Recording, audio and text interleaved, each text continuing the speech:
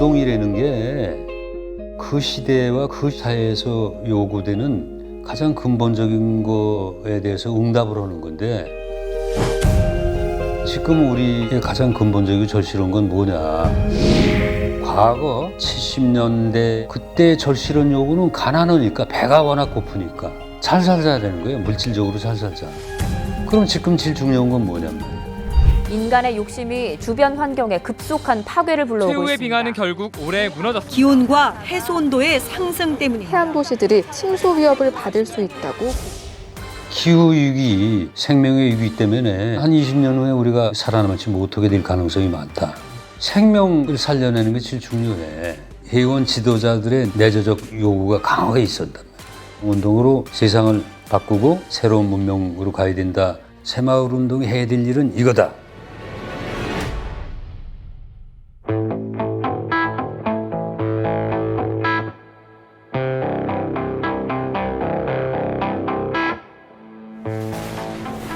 폭우라든지 슈퍼 태풍 이런 것들이 단순하게 환경 문제만은 아니에요. 왜냐하면 우리의 재산도 잃게 되고요. 집이라든지 농작물, 인프라가 이제 파괴가 될 수도 있고, 지구의 온도가 계속 오르면은 또 해수면, 바다가 이제 또 팽창하고 있기 때문에 우리나라도 이런 해수면의 피해로부터 예외가 아닙니다. 저지대에 있는 도시들이 침수 위험이 있고, 제주도에서는 이미 그런 현상이 벌어지고 있습니다. 그래서 기후 위기는 먼 미래의 일이 아니라 지금 당장 닥쳐 있는 현실이라고 할 수 있습니다. 말이 얼마나 이제 변화인가를 보면 심각한 걸 금방 알기 때문에 그러는데요. 70년대는 공해라고 그랬잖아요. 80년대는 환경 오염이라고 그랬어요. 훨씬 더 광역화됐던 뜻이지. 90년대는 생태계 파괴라고, 2000년대는 지구 온난화예요.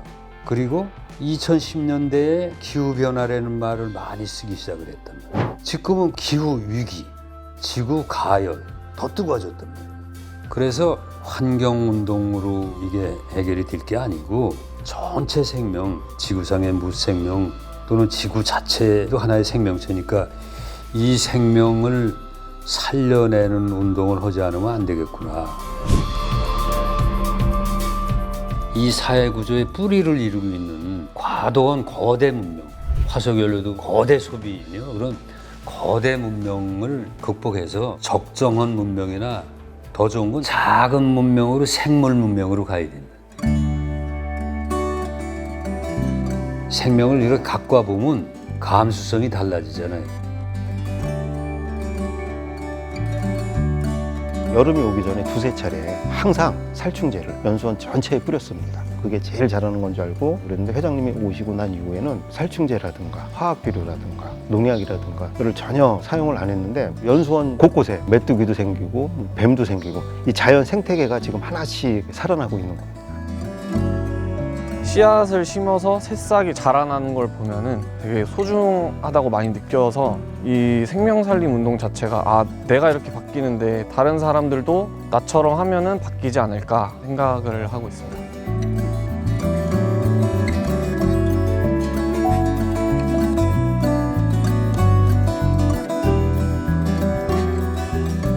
이걸 왜 했나 하면, 이런 시설 농업이 가야 될 올바른 길을 가기 위해서 만드는 건데, 이렇게 식물을 재배할 수 있는 구멍이 4,200개가 있잖아요, 이게. 근데 여기에 들어가는 물 사용량이 어른 남자가 하루에 사용하는 물량보다 작아. 앞으로 이 지구에, 또 대한민국의 물이 결정적으로 모자랄 걸 대비해서 이런 준비를 해야 돼. 그러기 위해서 건조농법이 발달한 이스라엘 기술을 도입해서 이제 이렇게 해놓은 거지.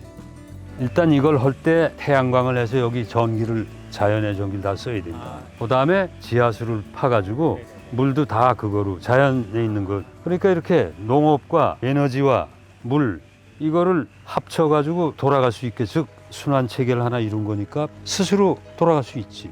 그렇지 않고 많은 돈을 투입해가지고 화석연료를 많이 뗀다더니 그러면 힘든 거지. 대전환, 대대적으로 바꾸고 전환하는 거 아니에요? 생활을 바꿔요. 많은 걸 소유해서 행복을 느끼려는 게 아니고, 올바른 관계와 단순 소박한 데서 행복을 찾는 생활로 바꾸고, 그렇게 해서 나타난 이제 좋은 힘을 가지고 세상을 바꿔야지. 처음에는 되게 당황스러웠죠. 복도는 다 불이 꺼져 있고 회장님께서 전등을 소등하고 하는 것은 회장님께서 너무 전략정신이 투철해서 극성스러운 전략정신을 발휘하는 분은 아닌가라는 생각을 했었는데 생명살림운동에 참여를 해보니까 아 이렇게도 할 수 있었던 건데 너무 과하게 에너지를 많이 소비를 했구나 그런 생각이 좀 들게 되었어요. 저희가 이제 생명살림 운동을 어느 정도 이해를 한 이후에 연수원 전체 교육과 토론을 거쳤습니다. 그 이후에 자발적으로 에너지를 절약하자라는 운동을 좀 했었고요. 실제로 5천만 원 정도의 에너지 비용이 절감된 것을 저희가 직접 통계도 내보고 확인도 했었습니다. 새마을 중앙에는 이미 유기농 태양광 발전소를 설치하는 한편 에너지 전략을 생활화해서 전기, 가스, 수도 사용량을 20% 가까이 절감하고 있습니다. 에너지 20% 절감에 국민 모두가 동참한다면 석탄 화력발전소 15개를 줄일 수 있는 새로운 차원의 새마을운동의 시작이 아닐 수 없습니다. 기후위기를 막기 위해서는 큰 기업뿐만 아니라 개인들의 실천이 매우 중요하고 어떻게 이동하고 뭘 먹고 뭐 이런 것들이 다 바뀌어야 된다고 생각해요. 되도록 전기 에너지를 태양광과 풍력과 같은 재생에너지로 생산하는 것이 매우 중요하고요. 우리는 올해부터 3년 동안 생명살림 국민운동을 겸손하고 힘차게 전개해 나갈 것입니다. 1, 2, 3 운동을 조직적으로 실천하겠습니다. 1건은 유기농 태양광 발전소를 전국 도처에 건설하는 것입니다. 유기농 태양광을 해야 온실가스가 덜 나오고 토양 생태계가 정상화되면서 태양광 전기를 생산하면 되는 거 아니야. 그래서 유기농 태양광 운동으로 가야지 영농형 그거는 이제 석유화학 농법이니까 온실가스 많이 나오고 더 나쁘게 하는 거예요. 유기농 태양광 발전소 같은 모델이 기후 위기에 적극적으로 대응할 수 있는 그런 모델인데 유기농 태양광 발전소를 법상 농지에다 설치를 못하게 되어 있습니다. 법과 제도가 지금 미흡한 게 많이 있어서 농민들이 하고 싶어도 지금 못하고 있는 게 현실입니다. 여기는 농지가 아니랬었잖아. 아스콘으로 덮였던 대지를 썼다고. 대지에 이거 하는 거는 법으로 규제를 못하죠. 그러니까 우린 대지니까 한 거야. 아스콘으로 덮여있던 주차장인데 이렇게 걷어내고 하니까 생명이 다시 살아나는 거 아니야. 그거는 상당히 감동적인 거지. 그 운동이란 건 시간을 가지고 꾸준히 여럿이 노력해서 그걸 해내는 거라고. 법 없다고 안 하고 그럼 아무것도 안 되지. 이식, 나무를 심고 양삼, 캐나프를 심는다. 나무는 많이 심을수록 좋은데 나무는 천천히 자라니까 기후위기 때문에 시간이 너무 촉박하니까 양삼을 심자. 이게 1년생이니까 양삼, 캐나프 이게. 뭐 이게 제대로 안 큰 건데도 이게 많이 컸잖아요. 이렇게. 이게 이제 온실가스를 상수리 나무, 뭐 소나무 이런 거에 10배, 9배 이렇게 흡수하는 거 아니에요. 그러니까 이건 우선 운동으로 해야 돼요. 운동으로. 오래 많이 해야 돼. 그런데 이게 뿌리를 내려면 이게 생활에 도움이 되고 산업으로 돼서 일자리도 되고 돈도 벌고 그러게 되면 이게 확 오게 되는 거라고.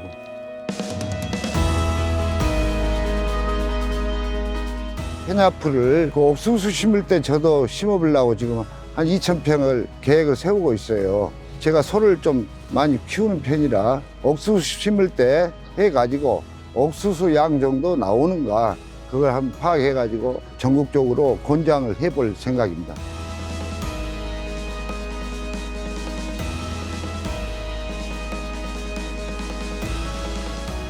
공기 정화하는데 굉장히 좋은 거라서 심고 있어요.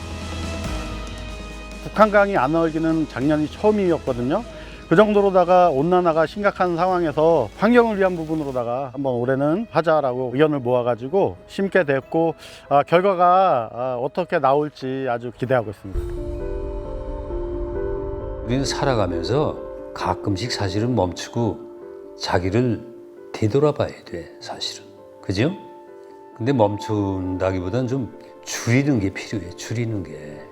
그래서 코로나19 사태의 역설, 교훈은 인류가 이런 방식으로 가면 안 된다는 걸 알려준 거 아니에요.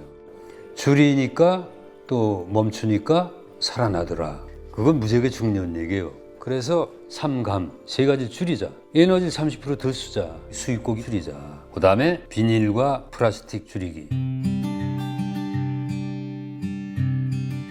이제 영농을 하고 나면 가을부터 도로가에든지 밭둑에 방치해놓은 걸 우리가 수시로 지나가면서 이제 수거해가고 보관을 하고 다 영농 폐기물이에요.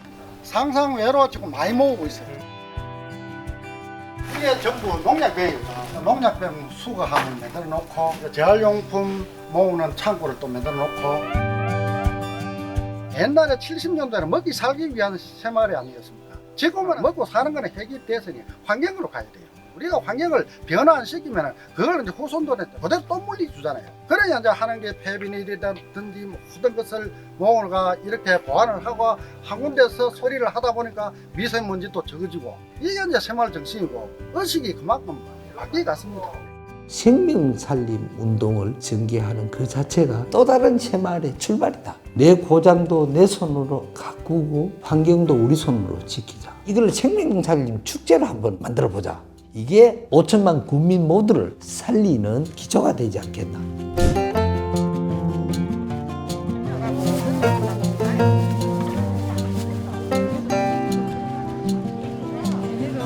비닐을 다음부터 안 쓰기로 우리는 이렇게 통을 담아갖고 이제 써시라 이 소리. 시장 방언이 들고 다니라고. 이제는 비닐 안 써도 되겠죠? 네, 괜찮네. 이 시범을 보여드리는 장인 입장에서도 일회용 안 갖고 오고 밀폐 용기 갖고 오면은 안 좋습니까? 엄청 좋아요 우리는. 우리 애들 생각을 하는 게 우리도 손주가 있고 이러는데 그럴 때 보면은 좀 쓰레기 하는 거 조심해야 돼요. 우리가 용기를 가져가서 담아 오면은 첫째는 우리 집에 쓰레기가 사실은 많이 줄더라고요. 그런 부분에 또 공감해 주니까 한꺼번에 다 되지는 않지만은 차츰차츰 애기들 걸음마 하듯이 함께 할 수 있는 그런 계기가 앞으로 빨리 다가왔으면 좋겠습니다. 환경을 지키는데 우리 새마을이 아니면은 어느 국민단체도 지금 할 수가 없다고 제가 느꼈습니다. 50년 동안 국민을 위해서 운동을 해왔던 조직입니다. 그 운동을 밑바탕으로 정말 생명살림 실천하는 새마을 운동이 되었으면 합니다.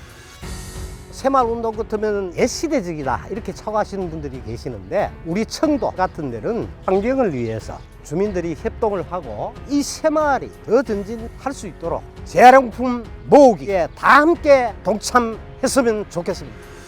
환경에 대해서 새마을운동이 지역민과 함께 할 수 있다. 지구온난화의 시급한 문제를 인천시민이 같이 동참할 수 있도록 시민단체와 지속가능 발전협의회 등이 협치단을 구성했고요. 인천시의 많은 분들이 공감을 얻을 수 있는 좋은 효과를 보지 않나 이렇게 생각을 해봅니다. 제가 생명살림 강사를 하고 나서는 불편하게 사는 게 답이라는 걸 알았어요. 그래서 화석연료를 가지고 만들 수 있는 거는 되도록이면 사지 않고 재활용을 합니다. 많이 실천해가지고 새마을이 재도약하는 그런 계기가 되었으면 좋겠고. 생명살림 운동이라는 게 그냥 간단한 게 아니더라고요. 어마어마하게 큰 일이에요. 지금부터 실천하지 않으면 이룰 수 없는 거라 일단 부딪혀 보는 마음으로 시작했습니다. 우리 새마을 운동은 실천하지 않으면 안 되는 운동입니다. 우리 국민 모두가 함께 해 성과를 나타낼 수 있는 운동이다. 우리 모두가 생명살림 운동을 매진한다면 새마을 운동 과거 50년에서 미래 50년에 100년이 가능한 그런 운동이다. 배운 사람들이 말로만 하고 행동은 안 할 때 새마을 회원들이 행동을 했다. 그런 순수한 마음을 가진 회원들이 움직이면 나라가 바뀔 것이다. 이웃을 위해서 헌신하고 자기 걸 나누고 그런 마음이 생명살림 운동으로 딱 이렇게 결합이 되면 난 나라를 바꿀 거라고 봐요. 이건 틀림없이 될 수 있는 운동이니까 우린 화이통입니다. 화합으로 소통한다. 그래서 모든 걸 살려내자. 화이통입니다.